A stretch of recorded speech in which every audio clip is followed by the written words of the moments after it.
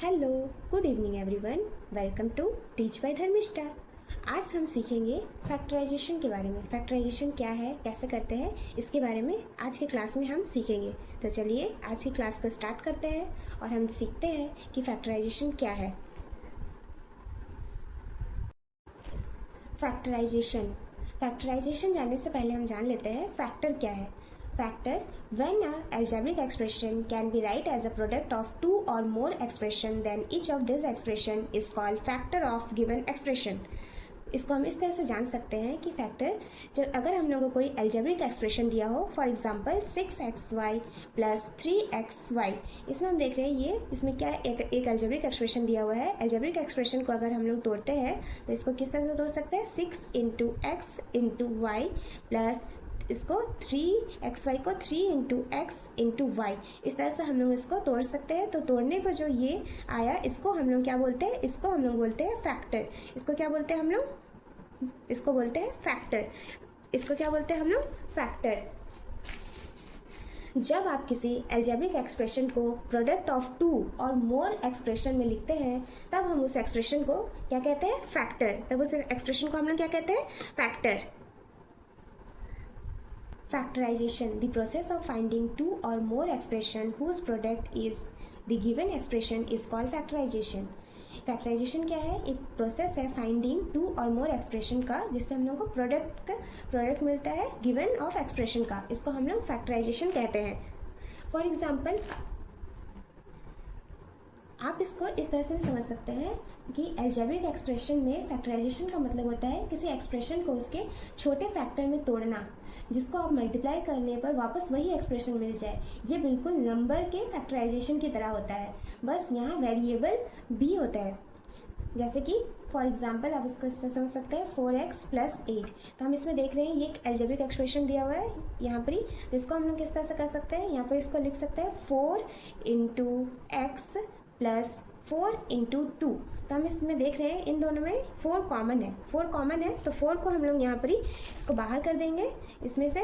फिर हम देख रहे हैं इसमें से ये 4 चला बाहर हो गया, आउट हो गया, तो ये क्या अंदर में हो गया, x प्लस यहाँ से भी 4 चला गया, यहाँ 4, तो यहाँ क्या बच गया, यहाँ 2, तो यहाँ 2 लिख देंगे। तो क्या हो जाएगा, ये 4 bracket x plus 2।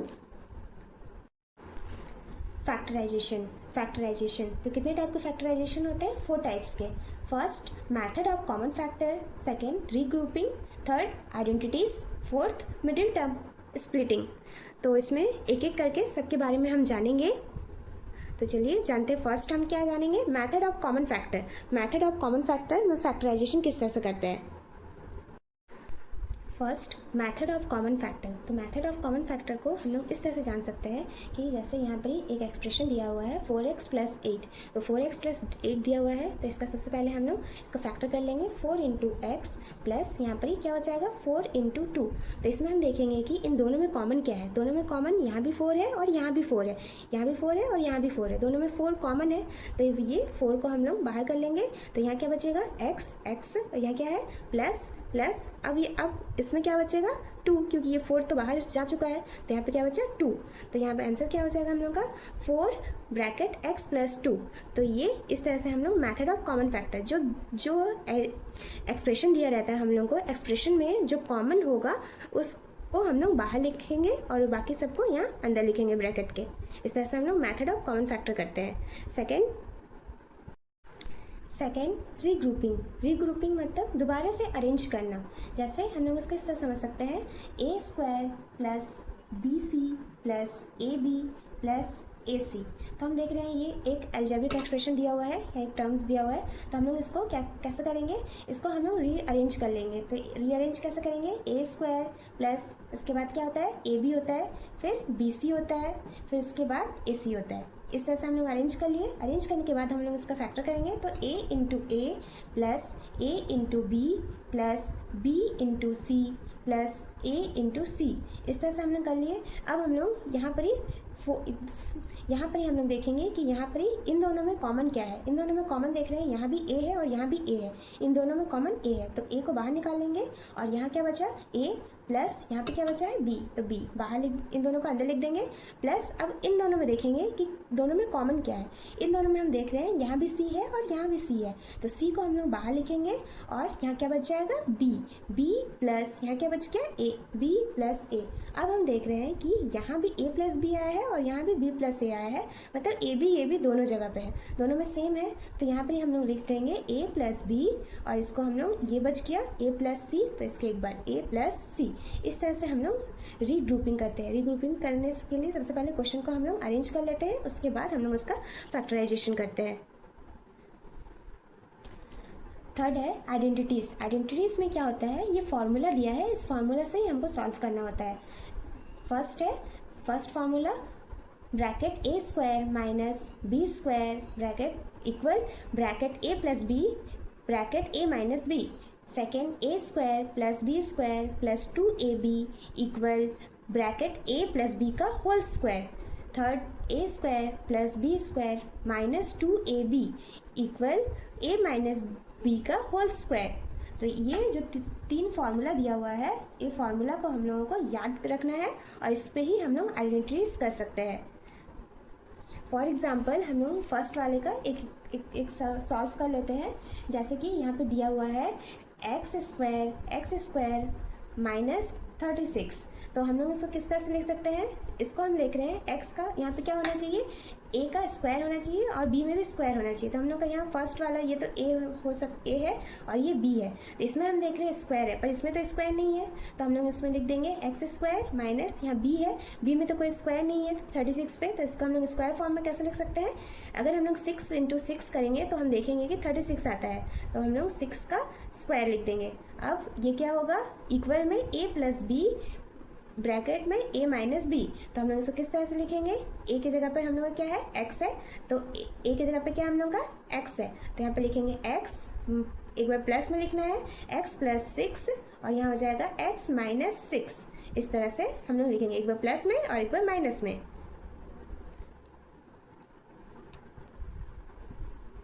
Second formula हम लोग का क्या था? A square plus B square plus 2ab equal A plus B का होल स्क्वायर।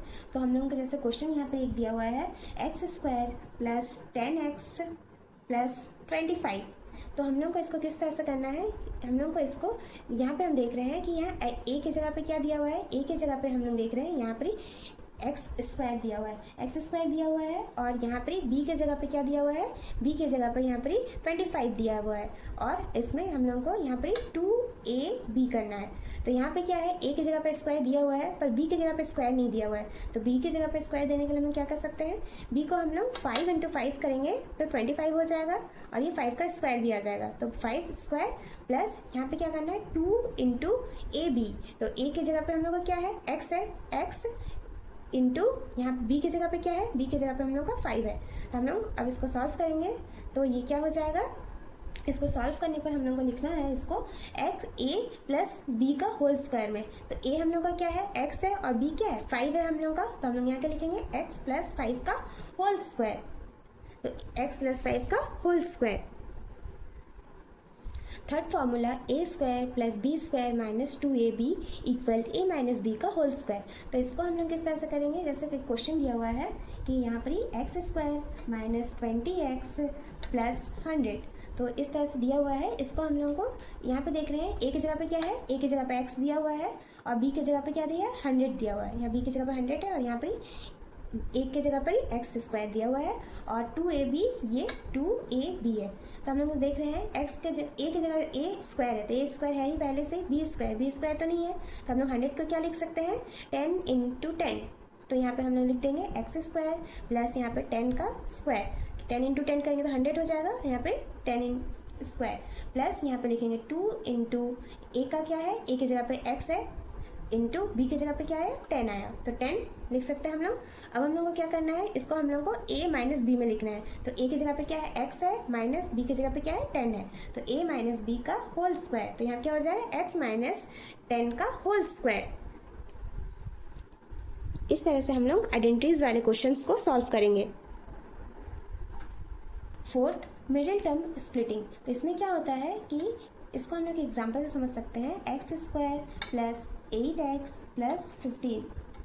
तो इसमें क्या होगा कि फर्स्ट और लास्ट इन दोनों को मल्टीप्लाई करने पर, इन दोनों को मल्टीप्लाई करने पर हम लोगों को मल्टीप्लाई करने पर जो वैल्यू आएगा उसको प्लस या माइनस करने पर ये वाला आना चाहिए। इसमें प्लस या माइनस करने पर ये वाला वैल्यू आना चाहिए।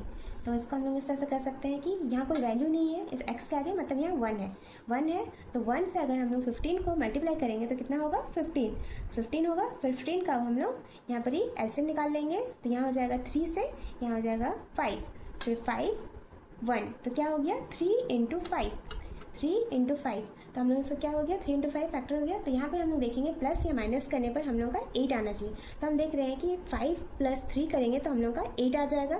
5 में 3 ऐड करने पर हम लोग का 8 आता है। तो हम लोग इसको इस तरह से लिखेंगे कि x square plus 8x plus 15। तो इसको हम लोग एक्स स्क्वायर को ऐसे लिख देंगे, यहाँ पे लिखेंगे plus 5x plus 3x plus 15। अब हम लोग इसको इन दोनों में कॉमन देखेंगे क्या है, इन दोनों में कॉमन क्या है, यहाँ पर ही एक्स स्क्वायर मतलब यहाँ पे 2x है और यहाँ 5x है। तो देख रहे हैं हम लोग दोनों में x कॉमन है, तो x को बाहर निकालेंगे तो यहाँ पे क्या बच जाएगा x प्लस यहाँ पे 5। अब इन दोनों में हम देखेंगे कॉमन क्या है, इन दोनों में कॉमन हम देख रहे हैं यहाँ पे 3x है और यहाँ पे क्या है 15 है। तो हम देख रहे हैं कि इन दोनों में कॉमन क्या हो सकता है। अगर 15 को हम लोग किए थे तो 3 इंटू 5 आया था, 3 इंटू 5 आया था। तो हम देख रहे हैं यहाँ भी 3x है और यहाँ पर ही 3 इंटू 5 आया था 15 का फैक्टर करने पर। तो यहाँ पे हम देख रहे हैं 3 कॉमन है दोनों में, तो 3 को हम लोग बाहर कर लेंगे, 3 बाहर हो जाएगा। तो यहाँ पे क्या हो जाएगा x प्लस 5 हम देख रहे हैं दोनों में x प्लस 5 कॉमन आ गया। तो इसको लिखेंगे एक बार x प्लस 5, अब और क्या बच गया x प्लस 3, तो अब इसको लिखेंगे x प्लस 3। इस तरह से हम लोग मिडिल टर्म स्प्लिटिंग में फैक्टराइजेशन करते हैं। तो आज हम लोगों ने फैक्टराइजेशन क्या है उसके बारे में पढ़े और कितने टाइप के फैक्टराइजेशन होते हैं उसके बारे में हम लोगों ने जाना। तो आज हम लोग इसको कंटिन्यू और अच्छे से सीखेंगे। तो चलिए आज के वीडियो को यहीं पे ख़त्म करते हैं। आगे अगर आपको मेरी वीडियो अच्छी लगे तो please do like share and subscribe my channel. Thank you for watching, मिलते हैं कल।